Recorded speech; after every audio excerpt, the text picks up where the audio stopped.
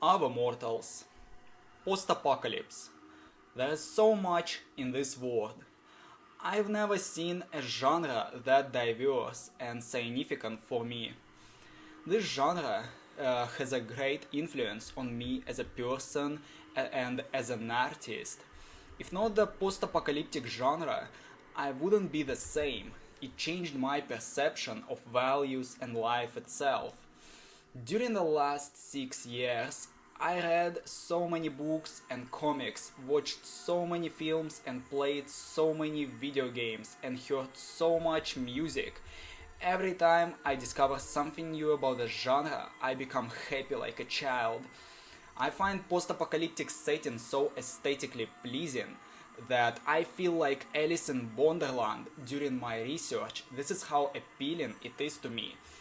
I became some kind of a walking encyclopedia of the genre, so I can talk about post-apocalypse for eternity. I'm sure you want to know which stories I value the most and that I would recommend to you. Here is the brief list of the stories that I appreciate the most, from the least favorite to the best. 7. Ergo Proxy. I really like this anime. It's one of the most unique, dystopian, post-apocalyptic settings I've ever seen. If you wanna watch something gloomy with a cyberpunk aesthetics and unexpected plot twist, you definitely need to give it a shot. 6. The Book of Eli. The first time I saw this film, I was stunned. I wasn't into post-apocalyptic genre yet, but I was surprised by the deep plot and the atmosphere. I consider it one of the best films in the genre. 5. Zombieland. I think it's worth adding at least one comedy.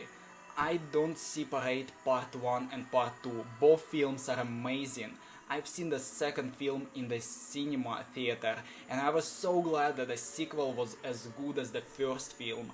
It's a great parody on the zombie apocalypse genre. I watched Zombieland so many times, and it's always fun to watch. 4. Fallout New Vegas. In my opinion, it's one of the best video games in the genre. The story, the setting, the atmosphere. It's an open world game with a huge freedom of choice. It influenced me a lot as an artist. I remember when I spent many hours a day playing it on my PS3. I also checked out full soundtrack of the game. This game also has one of the best soundtracks that I've heard. It gave me a lot of inspiration and it's awesome. 3. High School of the Dead. This is another post-apocalyptic anime that resonated with me a lot. It's one of my favorite animes. It's creepy, it's sad, it's funny, it's nostalgic, and it's very sexy. This anime is full of great action and has one of the best anime openings ever. 2. Stalker. This film is a classic masterpiece by the genius Soviet director Andrei Tarkovsky. This film is one of my favorite films, and surprisingly it changed my views on many things, including religion. I played Stalker video game and read the book that the film is based on, the Roadside picnic. I like all of that, but I decided to add specifically the film because it resonated with me the most. 1. The Last of Us. I must say that I put on the first place not only the first part, but also the second part and everything else related to The Last of Us. The comics, Left Behind, etc. I love everything about it, so I'm not gonna separate it. I can't describe the massive influence of it on my life. It pulled me out of 3-year depression and prevented me from going downward spiral. It made a huge impact on me as a person and as an artist. Just to let you know, if not The Last of Us, I wouldn't become interested in the genre. The Last of Us Part 2 encouraged me to buy and learn how to play the acoustic guitar back in 2018. Yes, I am a musician, and I have my own conceptual post-apocalyptic side project that is called Dust. If I never checked out The Last of Us, my side project Dust would never exist. My life, my music, my personality would never be the same if I never bought The Last of Us. I know many people hate part 2 and I understand why, but to be honest, I don't care anymore. It just gave me so much that I'll remain forever grateful to this fascinating story. Now, I would like to give a credit to the post-apocalyptic content in general that is kind of underappreciated but still worth checking out. 7. Winter Soul, Reactor. It would be wrong to leave post-apocalyptic music without attention, because conceptual albums related to the genre are so rare and so challenging to find. If you like some industrial and EBM music, then Reactor by Winter Soul definitely deserves your time. 6. Time of the Wolf. It's a 2002 film by the French director Michael Haneke. It's a very gloomy art house film that tells the story of people surviving in France after the fall of society during the ecological disaster. If you think you've seen everything in the genre, you probably could miss this gem. 5. Desert Punk. This anime is stupid, but I like it. It's a story about the adventures of a spoiled teenage bounty hunter called Desert Punk. It's dumb, but in a very enjoyable and hilarious way. 4. Block Z. These YouTube web series are something else. It's a found footage about two brothers surviving in the zombie apocalypse in Russia.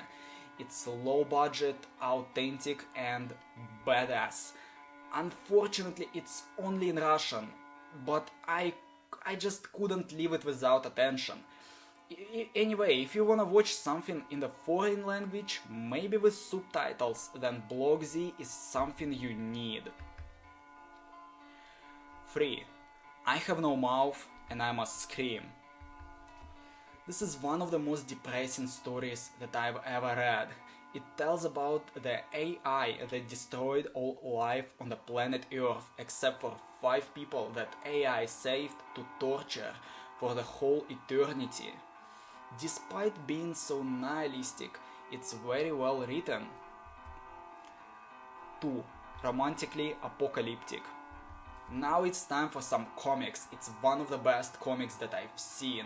Besides a great story about 4 weird people surviving in a nuclear winter, these comics were drawn with such a stunning attention to details. Just go and read. 1. Girl's Last Tour. This anime and also the original manga is full of surprises. Trust me, it's not what it seems. I began to watch a cute story about 2 girls traveling in a post-war industrial megacity, and then I ended up watching very philosophical and existential story. Post-apocalyptic genre is full of different cliches, but Girl's Last Tour is one of a kind. After so many years, I truly think post-apocalypse is the greatest genre of art. Basically, it's a warning to people about what might happen to them if they will go too far in their ignorance and destruction of their planet. Post-apocalypse made me appreciate the nature even more. There are just 2 things about the genre that it doesn't have enough of, in my opinion.